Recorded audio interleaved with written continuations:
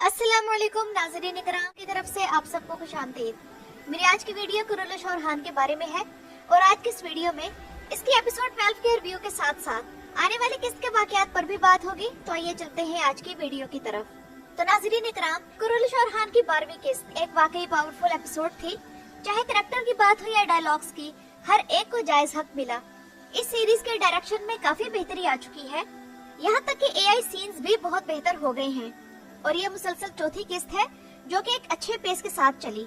Episode पहले बड़ी energy के साथ शुरू हुई जिसमें एक्शन, ड्रामा और शान शौकत सब कुछ था। इसके बाद स्लो हो गई और आखिर में फिर एक्शन पैक्ड हो गई।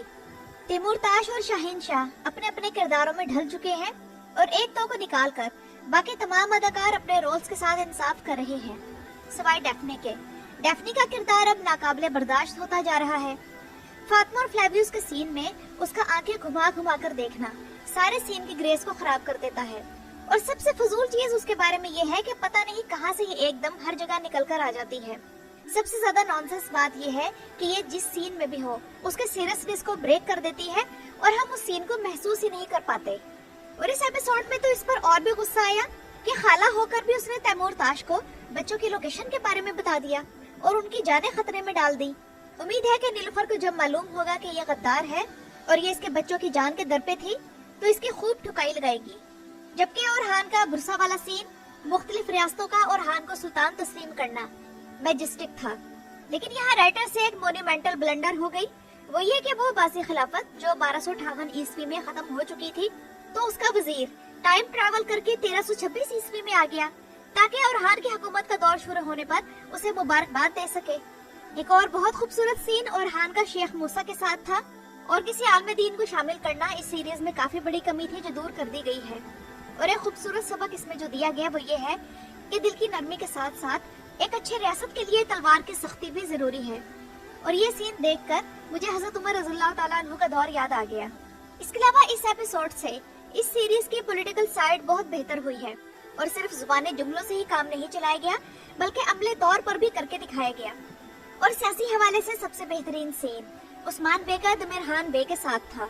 एस्पोर्चा के मामले में यही कहूंगी कि एस्पोर्चा की शादी ऑरहान के साथ वैसे तो फौरन हो जानी चाहिए थी क्योंकि ये एक सियासी शादी थी, लेकिन यहाँ ये बताया जा रहा है कि एस्पोर्चा खुद को अकेला महसूस करती है जिसे ऑरहान जैसे किसी शख्स की अपनी जिंदगी में जरूरत है।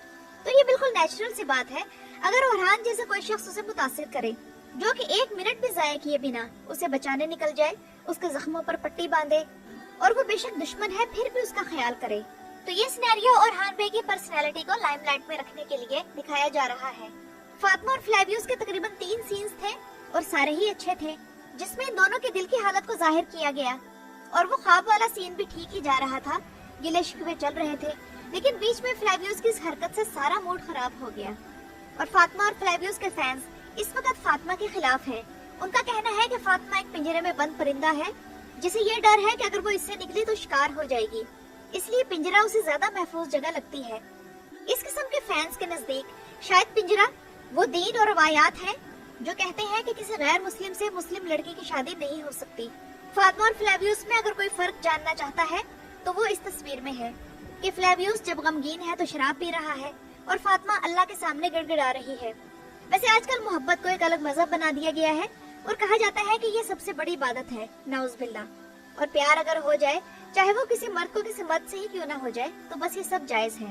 हालांकि ये ज़ाबे इलाही को आवाज है, तो इसलिए राइटर्स बेहतरीन तरीके से दिखा रहे हैं कि एक मुसलमान लड़की अपने अकीदे पर कोई कंप्रोमाइज नहीं करती और इतनी मजबूत होती है कि फिर जो भी उसके रास्ते में आ जाए वो ईमान नहीं छोड़ती।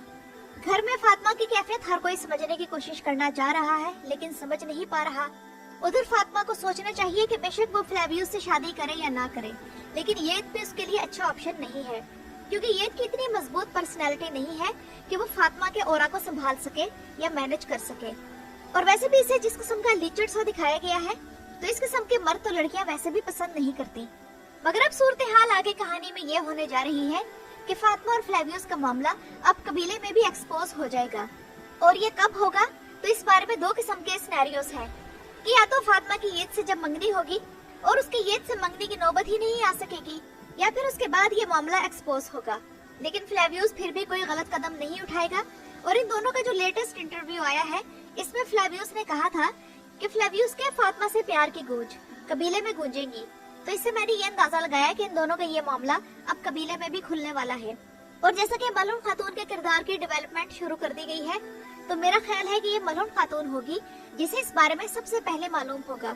और शायद वो इस तरह कि फातिमा का रुमाल वो फ्लेवियस के पास देख लेगी तो सारा मामला उसकी समझ में आ जाएगा, जिसके बाद ये मामला और हाथ बे तक पहुंच जाएगा। लेकिन नाज़रीन इकराम, मैं यहाँ एक बात ये कहना चाहूंगी कि मैं अगर फातिमा और फ्लेवियस का रोमांटिक सिनेरियो लिखती तो सिनेरियो ये रखती कि फ्लेवियस उस्मान बे और काइयो से अपने इंतकाम की आग में अंधा होकर लड़ता रहता, यहाँ तक कि बुरसा फतह हो जाता। और जब बुरसा और हान के हैंड ओवर करने का वक्त आता, तब से मैं इसकी और फातिमा के साथ स्टोरी इस तरह शुरू करती जो कि इन दोनों को सूट करती, और यहीं से फ्लेवियस के इस्लाम का सफर पे शुरू करवा देती, क्योंकि मेरे हिसाब से ये वक्त ज्यादा लॉजिकल होता। इसके अलावा कासिम और सुलेमान के सीन ने दिल को छू लिया, और उधर मुहासिन मुराबत की मेहनत भी रंग ला रही है, और इमोशनल सीन में उसने सबको मुतासिर किया। इसके अलावा इसके एक्शन सीन्स में भी बहुत बेहतरी आई है, और उसे मेरा ख्याल है कि अब डबल स्टंट की जरूरत नहीं रही।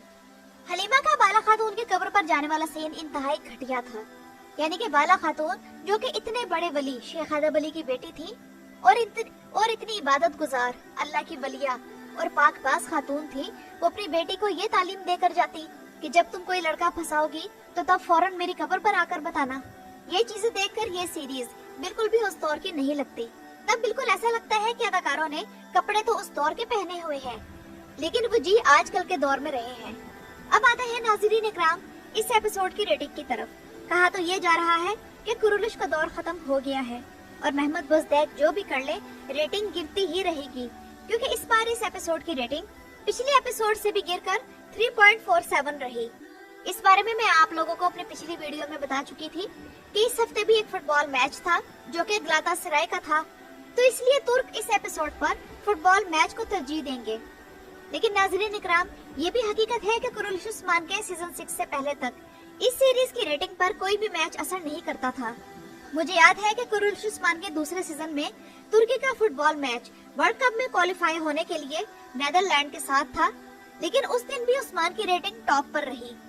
अब यहाँ मैं आप लोगों को एक न्यूज देना चाहूंगी कि तुर्की के जर्नलिस्ट डेनिस तोराल ने ट्वीट की है कि कुरुलिश और हान की किस्त 12 की रेटिंग मैच शुरू होने से पहले 4.94 रेटिंग के साथ बेहतरीन व्यूज ले रही थी, लेकिन मैच शुरू होने के बाद ये रेटिंग गिर गई और इसलिए ये टोटल में 3.47 आई है। तो ये तो हम भी जानते हैं कि ड्रामे में स्पार्क है, लेकिन मसला ये है कि मोहम्मद बुज़दैक ने बहुत थोड़े से टाइम में थोड़ी सी तैयारी के साथ ये सीरीज शुरू की, इसलिए इस सीरीज में जो भी खामियां हर किस्त में नजर आ रही हैं, उन्हें वो साथ के साथ ठीक कर रहे हैं। ये वाली एपिसोड देखकर मुझे एट अ टाइम दिरुल शार्तुल और कुरुलिश उस्मान की वाइब्स आ रही थी। तो नाज़रीन इकराम, ये तो थी मेरी आज की वीडियो। अपनी राय का इजहार कमेंट्स में जरूर कीजिएगा। मेरी वीडियो देखने का शुक्रिया।